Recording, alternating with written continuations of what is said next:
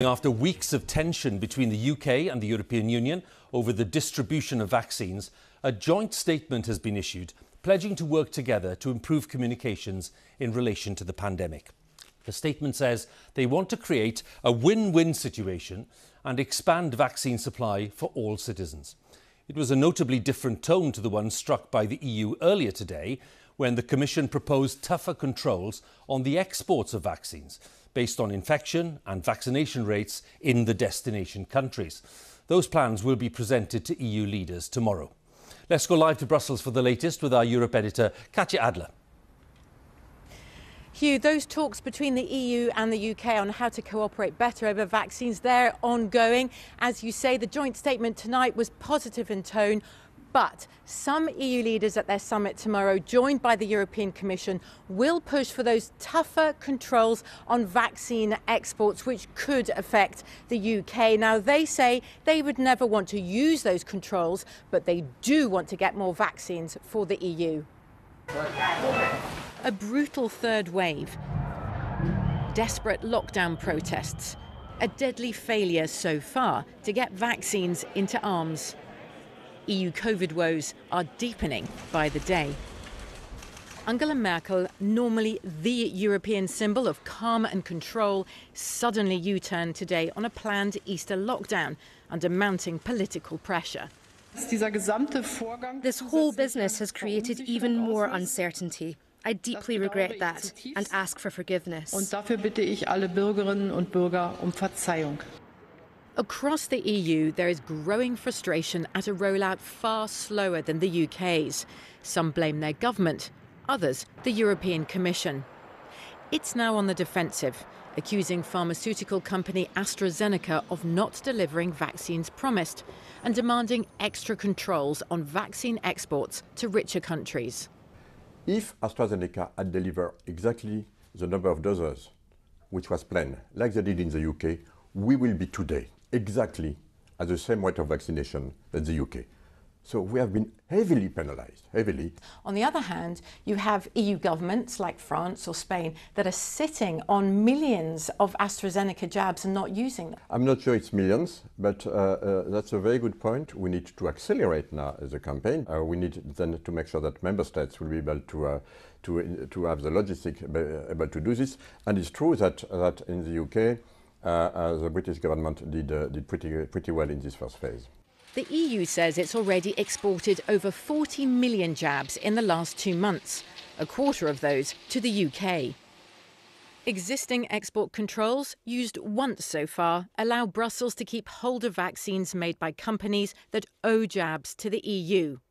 Now the Commission also wants to be able to block exports according to reciprocity.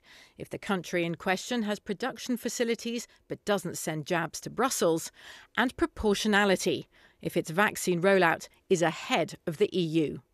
We're not after an export ban, says the Commission. We just want to secure vaccine supply.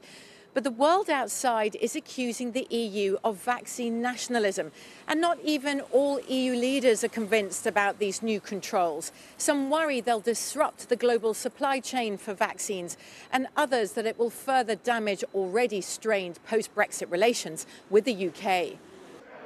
Ahead of their summit, EU leaders promise vaccine campaigns will take off soon, one way or another. But rising death and infection rates mean the short term looks bleak. Katya Adler, BBC News, Brussels. Well, earlier today, Boris Johnson warned that he hadn't ruled out retaliation measures if the EU went ahead with plans to block the export of vaccines to the UK. The Prime Minister, answering questions from a parliamentary committee this afternoon, was also asked about the easing of restrictions.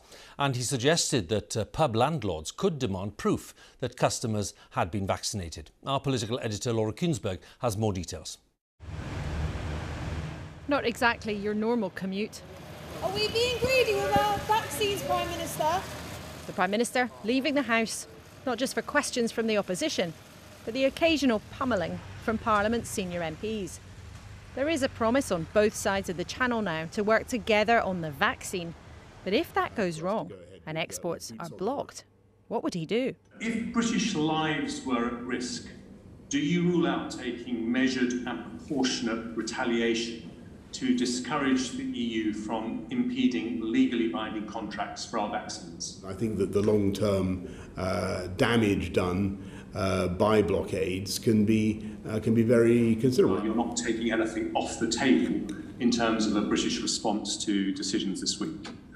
Our priority is to continue the vaccine rollout, to vaccinate the British people. We'll do everything necessary that we can to ensure that happens.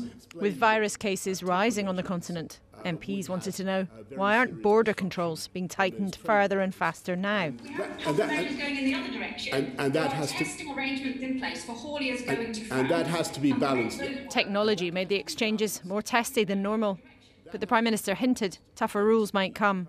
Why have you not introduced then additional measures or put France on the red list? In terms of putting France on the red list, which is what you're talking about, and with the consequences that would have for UK supplies and for cross-channel movements, but it is something that we will have to look at. We will have to look at tougher measures. Then what may rile his backbenchers? The Prime Minister seemed to approve of the idea that vaccines could in some circumstances become a compulsory part of life. It doesn't seem to me to be irresponsible at all far from it. It's wholly responsible for care home companies to think of requiring vaccination. What about a certificate for going to the pub? It may be up to individual publicans. It may be up to the landlord. But grappling with the pandemic is still a huge job for the government. Even a year on, still big decisions to take. Laura Kuenssberg, BBC News, Westminster.